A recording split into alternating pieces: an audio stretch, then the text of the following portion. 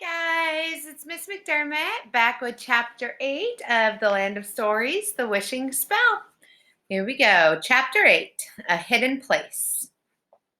The northern tip of the Sleeping Kingdom was an ugly and vacant place. It was known for its bare trees, bumpy paths, and dangerously high cliffs. Small stones were scattered on the earth, making it nearly impossible to travel to by carriage. Even though it rained every so often, nothing ever grew, making it impossible for any animals to live there. In the middle of this dry and deserted place was a small castle surrounded by a deep and empty moat. It was ancient and made of dark bricks, wooden doors, and had been through years of decay. No one knew who had built the castle or why it had been built. But then again, very few people even knew of its existence.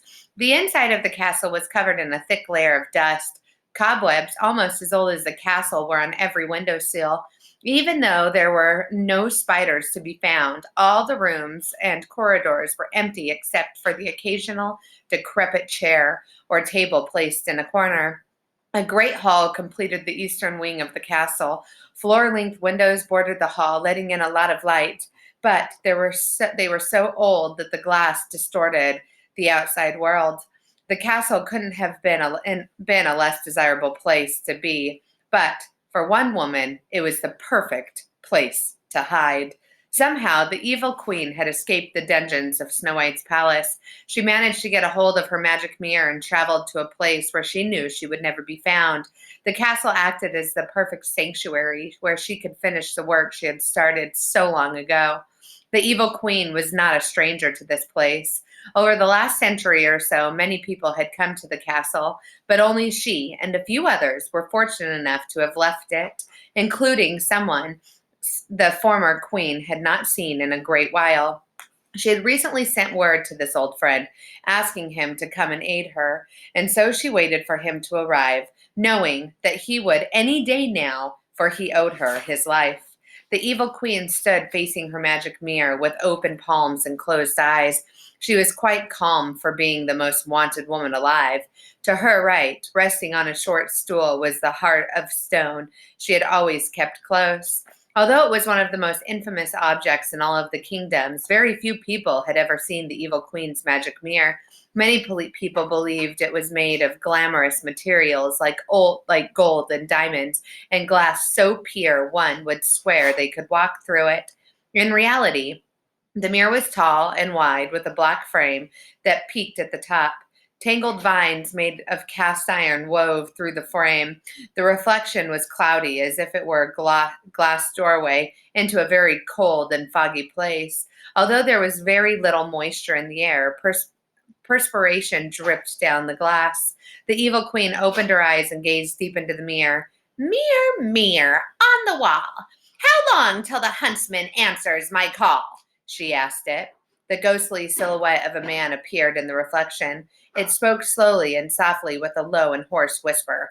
While my queen awaits an old friend, once dear, the huntsman travels very near. The man in the mirror slowly faded away. Within moments, 3 loud knocks came from the other side of the great hall doors. You may enter, the evil queen said. The doors opened, creaking terribly, and a man entered the hall. He was tall, broad, and just on the verge of old age. He wore a variety of animal skins and had a limp in his right leg. His beard was light brown and graying. A crossbow was attached to his back, and a large hunting knife hung from his waist. My huntsman has returned, the evil queen said. The huntsman walked across the hall to where the evil queen was standing. It's been a long time since I last saw your face, she said, and I still find it hard to stomach looking at you. The huntsman fell to his knees and wept at her feet. Your Majesty, the huntsman cried, please forgive me. I have never forgiven myself after failing you. The evil queen looked down at him coldly. She had no sympathy left inside her for anyone. After all you have done for me, and all the mercy you had shown me, I could not kill the princess in the forest, the huntsman said. And just look at all this pain it has caused you. Had I just done as you asked, you would still be queen.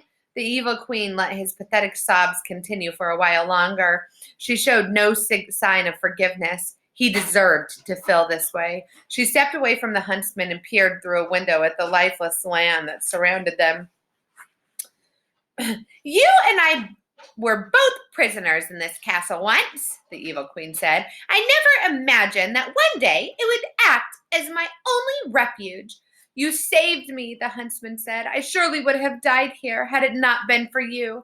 That is why I swore to you then that I would do anything to assist you with your mission. But I failed you. And after all this time, I am still on the same mission as I was back then. So do not cry, old friend. I have called you here for a chance at redemption. She walked back to him and gently placed a hand on his cheek. The huntsman stopped crying and looked up at the queen with huge, sad eyes. Redemption?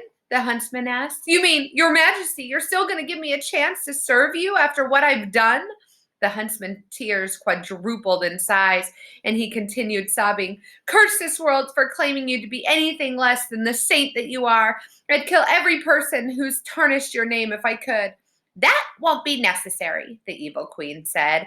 I have another task for you. It requires a great deal of traveling, and since being the most wanted fugitive alive prevents me from doing it myself, I have called you here. The huntsman grew quiet and lowered his head shamefully. Your greatness, he said, I have grown too old to travel. I can barely walk as it is. The evil queen looked down at him with an angry bow. You imbecile, she said, raising her voice. Do you mean to tell me you traveled all the way here to tell me you are useless? The huntsman rose to his feet with difficulty. Not at all, my queen, he said. Please let me explain. I am far too old to serve you, but my daughter is able and willing to help you complete what I cannot. Daughter? The evil queen asked. The doors at the end of the hall opened again. This time, a woman entered, dragging a large wagon behind her. She was tall and thin, with hair so dark red it seemed to have a violet tint. Her eyes were bright green, and her clothing was made entirely of plants and leaves and other greenery.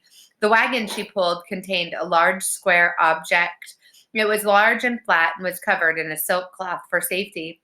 After seeing her, the evil queen could recall a time many years ago when she had known the huntsman's daughter. She had always been a shy little girl and had lived with her father in the palace when the evil queen was on the throne. You've grown up, the evil queen said. The huntsman's daughter nodded in her direction. You will speak when I address you, the evil queen demanded. My daughter is mute, your majesty, the huntsman said. She's never said a word in her life. However silent she may be, it does not make her any less capable of doing what you ask of her. She brought you a gift to prove herself. The huntsman's daughter carefully removed the object from her wagon and gently placed it beside the queen's magic mirror. Once it was positioned correctly, she removed the silk cloth. It was a mirror, smaller than the magic mirror. It was circular, with flowers engraved into a square golden frame. The queen knew exactly what it was the second it was revealed. The mirror of truth, she said. The former queen had acquired it during her reign. It was another magic mirror that showed one's true self when one stood before it. How did you get this? The evil queen asked. She broke into the palace to retrieve it for you, the huntsman said. The evil queen touched the mirror of truth's frame. She had forgotten the detail in the carvings. She turned and faced the huntsman's daughters. You shall be my huntress, the evil queen declared. The huntress bowed and kissed the queen's hand. What is the task at hand, your majesty? The huntsman asked. Have either of you ever heard of the wishing spell? The evil queen asked. The huntsman and the huntress curiously looked to each other. No, my queen, the huntsman said, unless you were speaking of the old foolish fable. The very one, she said. I never took it seriously until I recently heard a prisoner in the dungeon mumbling about it moments before his execution. According to the foolish fable, after a group of select objects are collected and placed together, the collector is granted one wish. It doesn't matter how great or small. The wish is guaranteed to be granted. And as you know, I have a wish to be granted. You want my daughter to collect these items for you then? The huntsman asked. Precisely, the evil queen said. From what I've learned, the task is very dangerous and may take some time. But if she succeeds, I will consider whatever debt you owe diminished. The huntsman looked to his daughter, and the huntress nodded. Very well. he said. "She will do it. What are the items you seek, my queen?" The evil queen took her place before the magic mirror, extended open palms, and gazed deep inside it. "Mirror, mirror on the wall, what must we seek for the wishing spell that grants all?" she asked. The ghostly silhouette appeared again. "Glass that housed a lonely soul up till midnight's final toll. A saber from the deepest sea, meant for a groom's mortality. The bark of a basket held in fright while running from a bark with bite. A stony crown that's made to share, found deep within a savage lair. A needle that pierced the lovely skin of a princess with beauty found within. A wavy lock of golden rope that once was freedom's only hope. Glittering jewels whose value increased after preserving the false deceased. Teardrops of a maiden fairy, filling neither magical nor merry. There you have it, the evil queen said to the huntsman and the huntress. But the magic mirror was not finished. But listen to this, my fair queen, for I offer you a fair warning. For one wish you are willing to pay any price, unaware that the wishing spell can only happen twice. And the spell can only happen once more, for it was already used once before. In this castle, as we stand, a duo move throughout the land. A young brother and sister collect at a quick pace and may defeat my queen in the wishing spell race.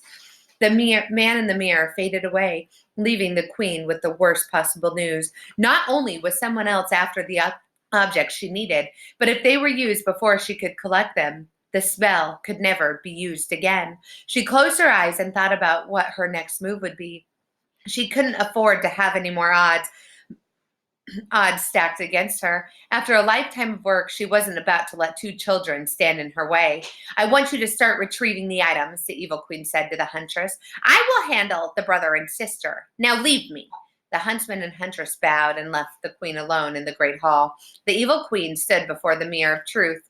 Years of being a prisoner had taken its toll on her appearance. It was painful for her to see the aging woman who her reflection had become.